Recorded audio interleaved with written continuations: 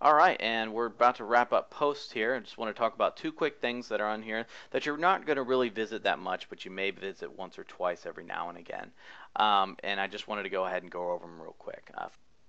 The first one is tags, and the second one will be categories. We'll go over that in a second.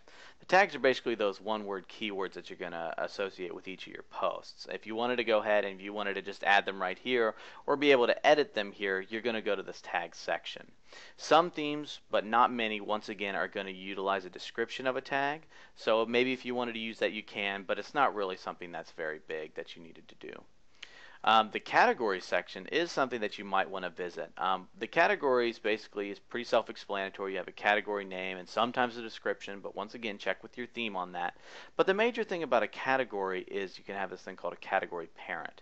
Basically, you can set up subcategories within your site for your posts. So let's say if we're using the example of Apple again, well, you can have maybe, let's say, an Apple category, but then you can have subcategories of each of its products, such as the iPhone, the iPad, the Mac Mini, the Mac Pro, so on and so forth.